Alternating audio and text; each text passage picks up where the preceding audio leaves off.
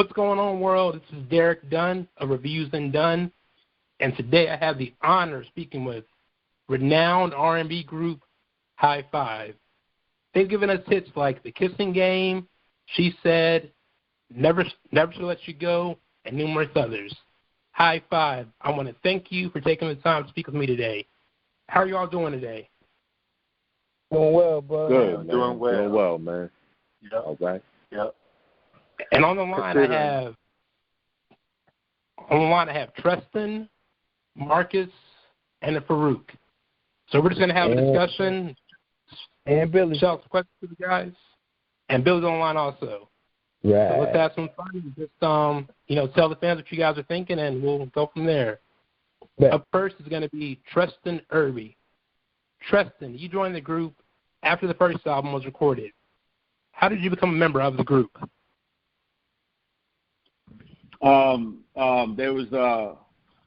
They was looking for a new member, man, and they came to my school, Stevenson High School in the Bronx, the old management, and they was ready to go on the road and stuff like that. But they couldn't go on with four, and the record company was like, "Yo, tell the management they got to do something."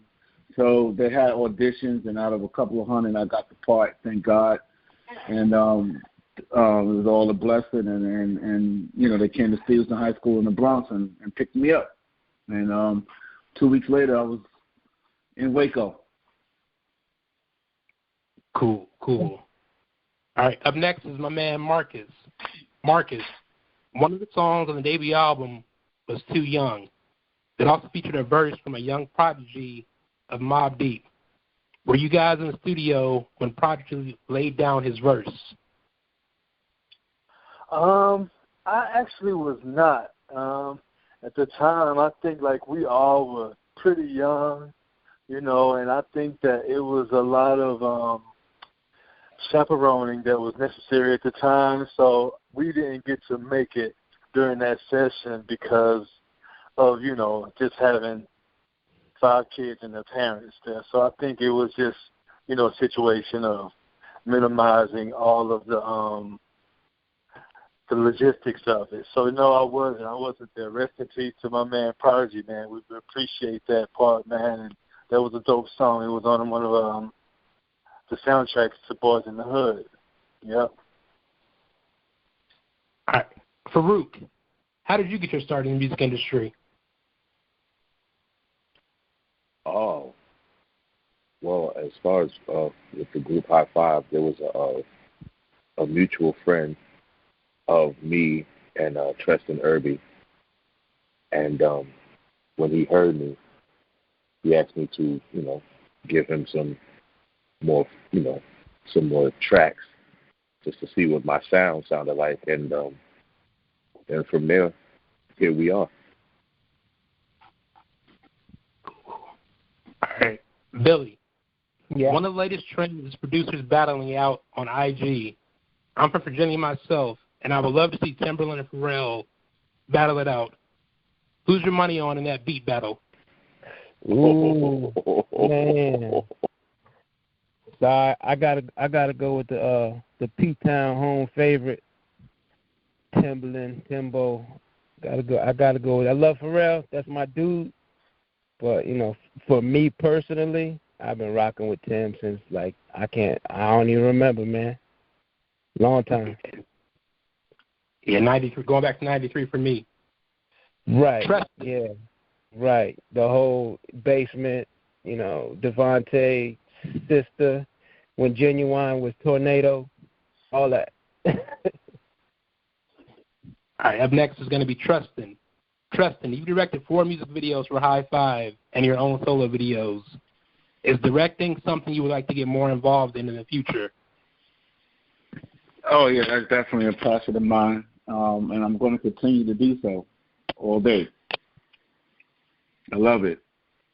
I get to express myself, and it feels, it's something I've been wanting to do since I first got in the group. I've been always fascinated by doing music videos and things of that nature, and now I'm in a position to do so, and it's all a blessing from God. So yeah, no doubt, there's going to be more all day. Farouk, what is your favorite thing about performing live? Man. Oh, man. Oh, man. You know, I have to steal a line because I don't have a favorite. I have a few. And I'm just going to say these are a few of my favorite things. And my most favorite thing is the energy that me and my fellas have on stage. There's nothing like it. It's like we come together like we ain't see each other in 10 years. And that's it's almost overwhelming, to be honest. You know what I mean? I'm being honest. And it's crazy because my fellas are just finding this out now. But sometimes, like, yeah, that's like, it's kind of like overwhelming to me. You know what I mean? And then, you know, when we hit the kissing game and, you know, the end part when we hit the, you know, I like the way, and then they, you know, they respond back. That's two of my favorite things. So, yeah, I had a chance to see you guys in Baltimore in 2017, I think. It was when Teddy did a show out here with all his groups, and he brought you guys out for the encore. Y'all killed it. Yeah. Yep.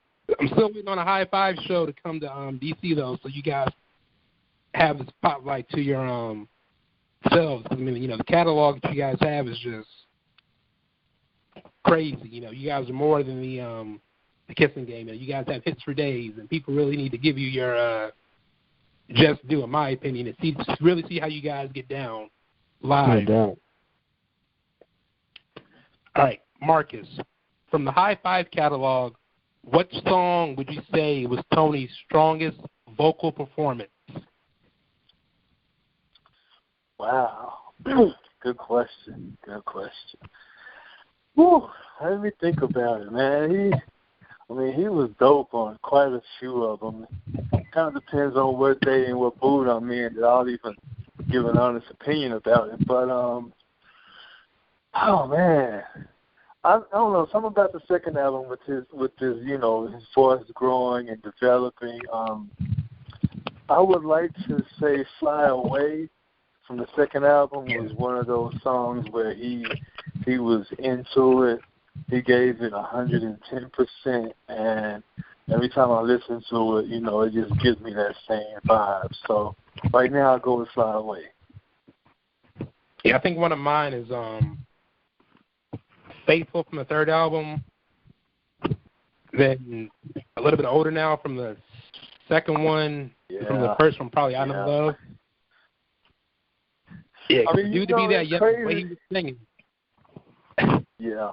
The way he was singing like this out and be that young, like, yeah, this dude's way, way, way ahead of his time vocally. Like, amen. Yep. All right, Billy, what's one thing you feel is missing in modern R&B?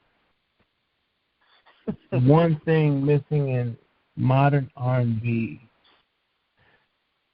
love. Yeah, love. Love is missing. You know, there's some, but you got to find it, which means it's missing.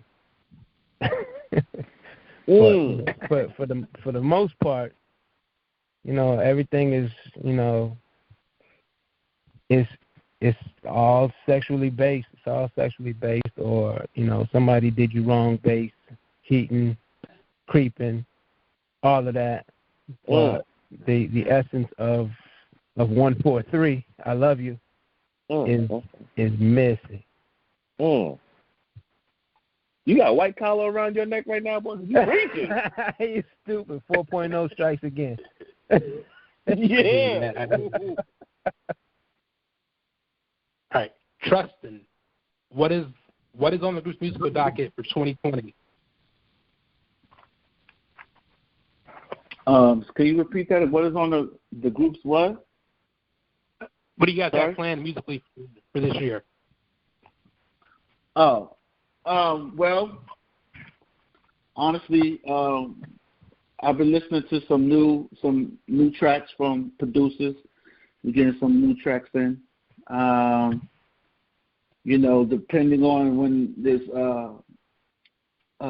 we're able to get out there safely without, this pandemic going on, which we're able to travel so we all can get to the studio to make it work. But I've definitely been getting some new tracks and figuring it all out, taking time to make sure that, whatever we do is gonna make sense and it's gonna be a high five vibe to it. I'm definitely listening to tracks as we speak, so that we could get something in place. So when all this stuff is over, we'll be ready to work. Cool. Marcus, a young Jay-Z was on the DJ Clark Kent remix of She's Playing Hard to Get. Did you all get a chance to meet him when he recorded the remix? Nah, I can't either. Yeah, I guess I was there. I was there. Do it. Oh, I didn't get a chance to meet him when that happened. Yeah. So I guess Tress did. I guess it's apparent, like with the extras, you know what I'm saying, when they was doing that part of it, a lot of times we weren't always involved. So, yeah, I hate that I missed it, but, kudos to Jay-Z for lacing us up, man. A lot of people don't even know about that track. Yep. That's right. A lot. Yeah, a lot of people don't know that. A lot of people don't know that Jay-Z was on it. Yeah, shout out to Clark Kent. Clark Kent made that happen. Brought Jay-Z up in the studio when we recorded that up in Battery in New York City. Yeah, because that was 92, and Jay had to be maybe early 20s, if not, probably early 20s. A classic song, though. It's actually, I can tell you guys that it's a bit more well-known overseas than maybe locally. When I was I'm an Air Force vet, and when I was a DJ, when I was in the UK, I'd working into my sets, and a lot of the people in the UK that were in the club when I was playing, they would know that that song, the remix version, as well as the original version. Yeah, that's probably one of you guys' best remixes to me, was the Clark Kent joint, because Clark and Jay and you all just with the horns in the background, classic. Yeah. All right. Speaking of hip hop, Farouk, who's one current MC you would love for the group to duet with? One current MC? Yeah. For me, any would MC. be Wiz Khalifa. I don't know. There's just something about his style, man, that that I rock with. That I rock with heavily. That that I think would mesh well. All right, and keep him with the collabos. Billy, who is one female singer you would love to do a duet with for the group? One? It's a couple that's kind of dope.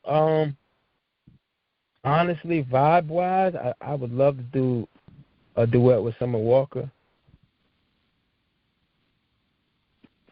Definitely Summer Walker. I mean, Ella May is dope too. So,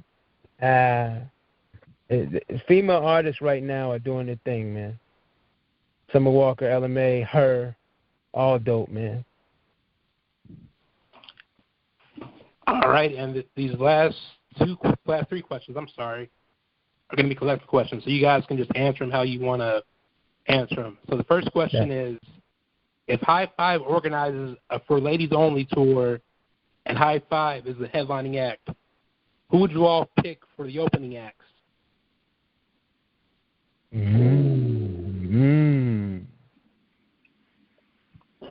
Man, is this like the 90s era? Is it groups or just solo? Whoever you guys got unlimited budget, but you guys are headlining those, so you guys get to pick who you want to open up for you all.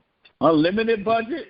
Unlimited budget? Oh man, we gotta put Troop on that. We gotta put Silk on that. We gotta put we gotta put intro on that. We gotta put solo artists too. We gotta put Jesus creepers. He said who would open? Who would open? See, who would open the show? Yeah. Who will open? Who do you want on the show? I ain't gonna lie. I'm gonna say it again. I'll put Troop on the show. Go ahead. I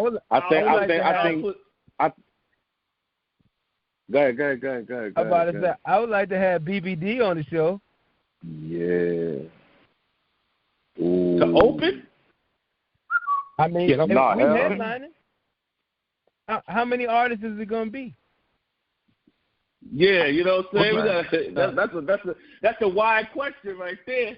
So, you know what I'm saying? So, with an unlimited budget, word. Right. We'll say high five. So you guys got 4 opening acts, and you guys close as the 5th act because you're high five. All right. Ooh, okay. That changes. I'm telling you. That narrows it down now. I'm telling you. Now we got to come together like Voltron. Go ahead, y'all. Wow. It's like you don't want to be disrespectful and say, you know what I'm saying, who we would have open because then you making a situation. But I don't know, like I wouldn't say it's a disrespectful type thing. I'm just thinking about, for me, I'm thinking about the female fans and just packing the place. You know what I'm saying? I ain't even thinking about it like that. I'm just thinking about who would the fans would love to see with us. Right. Okay, well, who would you have opening then? If you're worried about the fans on that, well, who would you have open? I mean, female fans. Like I said, yo, I'm gonna say what it about Riff? See. Riff's a good lot, one, man. That's a hell of a question. That's a hell of a question you just asked. That's a hell of a question you just asked. You know what, bro? It's loaded because we tight with a lot of people. We tight with all these groups we know personally. So, man, it's really tough, man, because we could put part 2 together with 4 other different acts. So, somebody got a headline. Okay, here we go. Let's just say this. Somebody got a headline to show, man, and it ain't no it ain't no disrespect, man. You know what I'm saying? Like, I'm just being real. I mean, we did shows with people that we had to, we had to open up for them. We had to go on before them. Somebody's got to go on, and if the promoter's giving us a budget, and the promoter says this is a high five situation, who do y'all want to go on? Who do y'all want to bring on the road with us?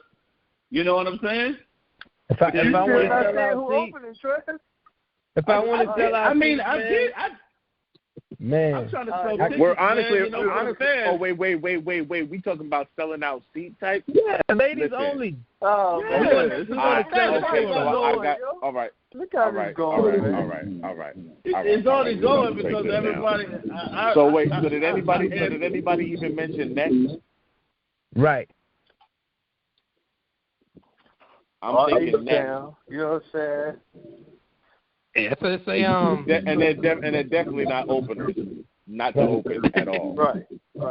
It's a tough question. All right, look, I'm gonna jump in. I'll just say, listen, we will have Riff open. We'll have intro after Riff. We'll have H-Town after intro.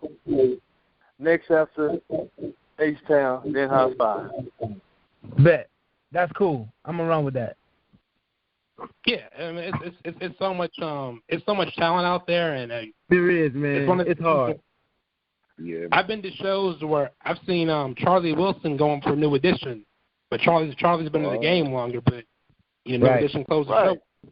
It's like you got to really weigh the crowd response and weigh what's exactly right going on. I mean, it'd be a hell of a tour. Exactly. Like, exactly. It's about come together. It's about selling them tickets, man, and what's going to sell them tickets to sell those seats, man. You know, that's how I look at it. It ain't like I'm not being disrespectful to nobody, none of the artists that, you know, but it was a question that, you know, it could be a question. And just because we headlining doesn't mean that somebody go on, because there's been times that I feel that we went on before somebody and we did a good job.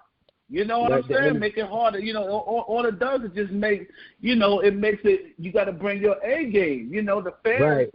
You know, somebody may be able to go on before High Five. Somebody may go on before High Five, and the fans, you know, they may like them, you know, better than they like the High Five show. You know, it's that's what it is, man. You know, I got love for all my brothers. It ain't nothing like that. It's about selling tickets and making sure the fans. You said an all-girl thing. So it's all about making sure the fans and the girls are happy, bro. They need to have a good time and all that. Now, if all the groups could get together and forget about their egos individually, then everything will be fine. You know what I'm saying? It's about the fans, bro. If all the groups could just worry about the fans, then that's what it is, man. Don't be individually thinking about egos and stuff like that, because that's what's wrong with That's what's wrong with some of us now. The ego stops you from getting that bag. You know what I'm saying? So if you put the egos aside and just worry about getting that bag and making sure the fans are happy, then we can have successful tours. But y'all don't want me to get into that. I love y'all. Boy, y'all are out here killing it right now. You understand me? You better talk and trust it. To speak on, this is what I do. Y'all know, you know, I be getting shows, man. You know what I'm saying? I'm trying to get tours, man. I want tours to work. You know what I mean? But everybody gotta get through that phase of having, you know, feeling some kind of way about who's closing, yo. Just go out there and do your show and make sure that the person comes on after you, or the group that comes on after you gotta work hard. Gotta be on that A game. Gotta work that's hard. That's how you do a successful tour. If everybody's go out there and do their A game, then everybody's gonna walk out of there like, yo, I just seen the best show ever, because everybody was on their A game. They don't even know who they like, because everybody was tough. Right. You know They just like the show. But I would put a local act before everybody else, though, until the crowd gets in there and pack up, so that everybody that come on after local act, I will make sure that the crowd is packed, that it's packed for everybody. Now nobody can say, oh, we went out there was only 20 people out there. No, we'll make sure that, you know, there's a local act. Get all the audience in there. When this audience is real packed, then we start banging them in the head. Bam, bam, bam. Hits after hits after hit. That's what I would do. You see the passion, right? Hey, dog, you see the passion, right?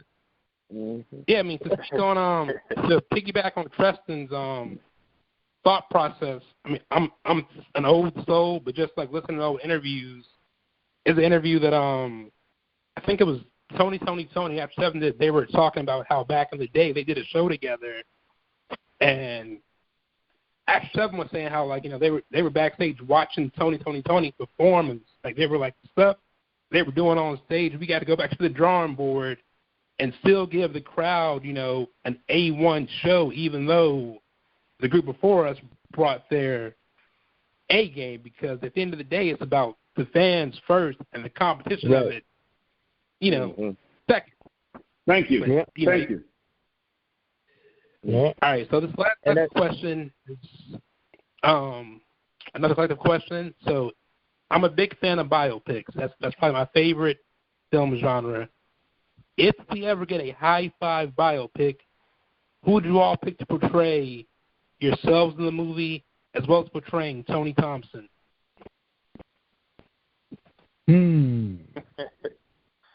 Yeah, that's a good one, bro. Yeah, I mean, I wouldn't even know where to start. Like, we probably would have to do a big search for that one because, I mean, if somebody who actually sang in the movie, that would be a critical element. You know what I'm saying? Not to mention, you know, just I guess somebody who even resemble him to whatever degree. But yeah, I don't know. I think that would be in-depth research for sure. I agree. We'll have to take our time to find somebody to do Tony. They definitely got to have the vocal ability, and they definitely got to have dimples. You know what I'm saying? They got to have dimples. You know. So yeah, yeah. Well, Mac, day one, you're gonna have to find 3 people to play you, Mac. Yeah. Why? We all would have to do that, bro. Yeah. I mean, I think I'll be a little easier to find. You know, you can find the light-skinned dude in the back pretty easy, but you know, I think Tone would be. You know, that's probably gonna be our biggest obstacle. Be the one, right? You know, I'm sure. Yeah, it would be. It's possible. We just would have to really take our time and make it happen. Mm-hmm. Yeah, man. Yeah, you guys definitely got definitely have a biopic worthy story. I mean, the Unsung was really, really good, but I mean, I think you guys have more that you could, you know, tell, because you can only tell so much in a 1 hour, you know, time. Yeah. Actually, 42 minutes is what you actually get of footage. So it's a lot more that definitely comes with the story, and you know that makes up more sense of what happened. So, you know, you really only touch the surface of it with Unsung. Cool. Oh, I had one more thing off the top of I was gonna ask Shannon, but since Shannon didn't join us from the third album, Tristan and Marcus. The third album, Faithful, is very underrated too, in my opinion too. What's the one song you guys think should have been a single from the third album? Man, As One was definitely a good one. Secret Weapon. I think it was probably 1 or 2 other ones, but off the top, I would just say As One right now. I mean, man. As One of those, I'm in Need. Yeah. That's another one. Mm-hmm. She Said. Nah, She Said it was on second. She said it was on the other one. She said it was on the second one. My bad. I'm in Need and As One, definitely. Yeah, that As One was a secret weapon back in the single days in middle school that the ladies weren't expecting me to play. But thank you for that one because it came in handy and on the slow jam mixes. Yeah, man. All right, so once again, I want to thank you guys for taking the time out to talk with me. And where can your fans find you all on social media? And is there anything that you want to add? Yeah, I want to say thank you to all the fans out there for all the years of support. And please don't nobody get offended by my answer on the road, but it's about the fans, and you know, we love y'all, man. We appreciate you. Rest in peace to my man Tony Thompson, and you're gonna see us on the road, man. You may see us on the road with some people, man. We're gonna, when this is all over, we're gonna come back stronger than ever. Stronger than ever. You can catch all of us at on our social media at Official High Five, Instagram, Twitter, Facebook, all Official High Five. And we get back at the fans, man. So our friends and fans and fans and friends, hit us up. Let us know what you're thinking. Let us know what you're looking for. And, just drop us a line every now and then. Official High Five.